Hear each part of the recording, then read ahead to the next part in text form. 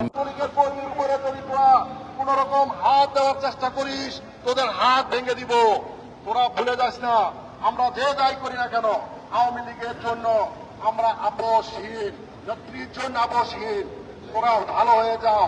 তোমরা আমাদেরকে কামলা বলতেছো, তোমরা স্টুডেন্ট, তোমাদেরকে সম্মান দেই।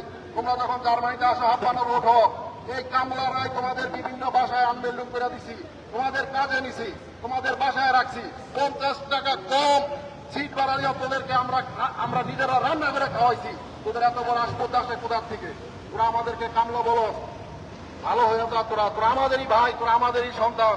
তোরা যেই রাজাকার আল বদর আল শামসের পরিকল্পনায় যেই তোরা চক্রবৃদ্ধি হয়ে আসস, ওখান থেকে তোরা ফিরে আয়। তোদেরকে আহ্বান করবো, যদি আহ্বানে তোরা ভালো না হস, তোদের সমিতির জবাব দেওয়া হবে। জয় বাংলা, জয় বঙ্গবন্ধু, জয় হোক বাংলার মেহনতি মানুষের।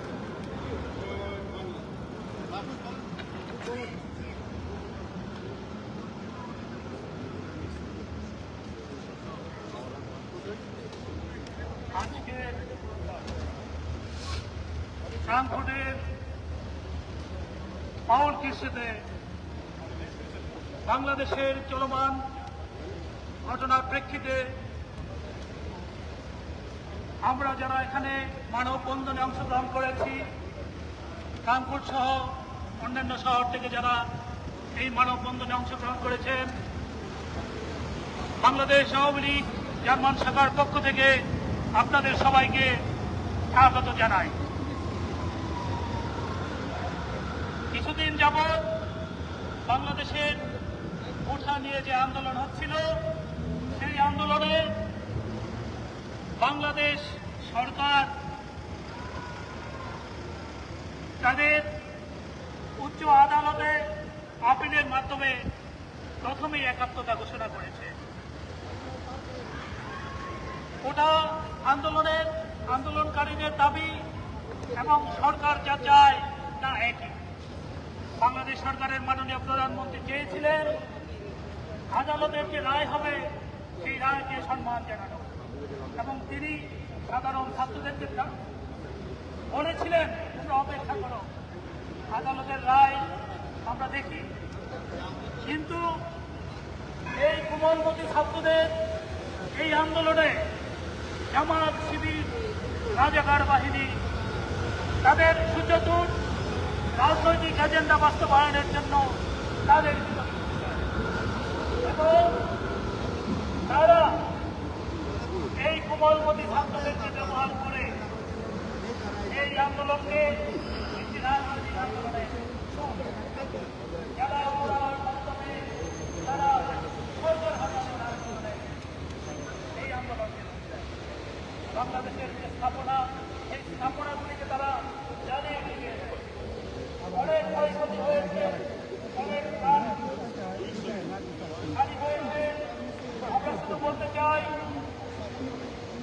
জার্মান আওয়ামী লীগের পক্ষ থেকে আমরা শুধু বলতে চাই, বাংলাদেশের যে কোটা আন্দোলন, সেই আন্দোলনের সাথে আমরাও একাত্মতা ঘোষণা করি এবং আমাদের সরকার জননেত্রী শেখ হাসিনার নেতৃত্বে তারা কোটা আন্দোলনকারীদের সকল দাবি মেনে নিয়ে তাদেরকে বসার আহ্বান জানিয়েছি। এবং আগামীকাল আদালতের যে রায় হবে, আমরা বিশ্বাস করি আদালতের যারা রায় দেবেন তারাও বাংলাদেশের সরকার, তারাও এই রায় সকলের কাছে গ্রহণযোগ্য হবে, সেই রকম রায় আমরা আশা করি। আমরা শুধু বলতে চাই, এই কোঠা বিরোধী আন্দোলনের নামে যারা বাংলাদেশে জ্বালিয়েছে, বাংলাদেশের অমূল্য সম্পদকে পুড়িয়ে দিয়েছে, তাদেরকে আমরা বাংলার মাটিতে দেখতে চাই না। আজকের এই কোটা বিরোধী আন্দোলনে আজকের এই যারা প্রাণ হারিয়েছেন তাদের আত্মার মাগফিরাত কামনা করি, তাদের পরিবারের প্রতি সমবেদনা জানাই। এবং আমরা বলতে চাই, এই কোঠা বিরোধী আন্দোলনকে রাজনৈতিক রূপ দেওয়ার জন্য যে সমস্ত স্বাধীনতা বিরোধী শক্তি, বিএনপি জামাতের যে রাষ্ট্র বিরোধী শক্তি, সেই শক্তি যারা এই আন্দোলনকে ভিন্ন পথে ধাবিত করেছে, সরকার বিচার বিভাগীয় তদন্ত কমিটি গঠন করেছে। আমরা বিশ্বাস করি এই তদন্ত কমিটির মাধ্যমে সুষ্ঠু তদন্ত সাপেক্ষে আগামী দিনে এই সমস্ত রাষ্ট্রদ্রোহীদের বিচার হবে বাংলার মাটিতে। আমরা স্বাধীনতার পক্ষের শক্তি আমরা নিজেদেরকে দাবি করলেও এই প্রবাসের মাটিতে যে সমস্ত স্বাধীনতা বিরোধী শক্তি এতদিন গুহায় লুকিয়েছিল, এই 2-1 দিনের আন্দোলনে তাদের ঘুম ভেঙেছে মনে হয়। তারা স্বাধীনতার পক্ষের শক্তিকে বিভিন্নভাবে হুমকি দামকি দিয়ে যাচ্ছে। এই সমস্ত স্বাধীনতা বিরোধী শক্তিদের আমরা বলতে চাই, পৃথিবীর যেখানেই থাকেন আপনারা স্বাধীনতা, সার্বভৌম গণতান্ত্রিক শাসন ব্যবস্থা এবং ধর্মনিরপেক্ষতার বিপক্ষের শক্তি, পৃথিবীর যেখানেই থাকেন আপনারা কোনোদিন গণতন্ত্রকে শ্রদ্ধা করেন নাই, গণতান্ত্রিক শাসন ব্যবস্থা বিসম্মান করেন নাই। বাংলাদেশে যেমন আপনারা টিকতে পারেননি, এই বিদেশেও সুষ্ঠুভাবে আপনাদের চরিত্রকে তুলে ধরা হয় আপনাদের খবর আছে। সাবধান হয়ে যান। আমরা সহ অবস্থান চাই, আমরা কারো বিরুদ্ধে কিছু বলতে চাই না, কিন্তু বেশি খোঁড়াখুড়ি করলে কিছু কিন্তু আমরা বের করি। আপনাদেরকে সন্ধান করে দেই। জাপান একটি গণতান্ত্রিক রাষ্ট্র, এই রাষ্ট্রে গণতান্ত্রিক ব্যবস্থা বিদ্যমান। আমরা সব নিয়মতান্ত্রিক ভাবে করতে চাই।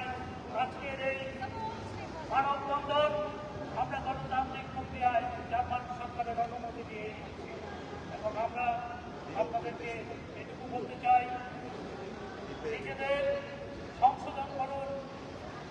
স্বাধীনতার পক্ষের শক্তি অবশ্যই বাংলার মাটিতে থেকে থাকবে, আপনাদের কখনো বাংলার মাটিতে ঠাঁই হবে না। জননেত্রী শেখ হাসিনার প্রতি এবং তার সরকারের প্রতি অবির আস্থা রেখে তার প্রতি শুধু একটুকু আবেদন করব, এই সুষ্ঠু যৌক্তিক একটি আন্দোলনের যে দাবি, সে দাবিকে আপনি মেনে নিয়েছেন এবং আগামীতে আপনি এর একটি সুস্থ এবং সুন্দর সমাধান দেবেন, এই বলে বাংলাদেশে দীর্ঘায়ু কামনা করে জননেত্রী শেখ হাসিনার সরকার এবং জননেত্রী শেখ হাসিনার মঙ্গল কামনা করে শেষ করছি।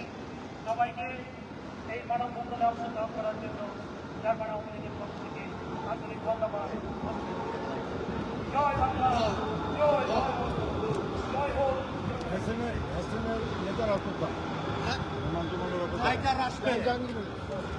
জাহাঙ্গীর ভাই কোন ফাইটার না, কই ফাইটার কোথায়?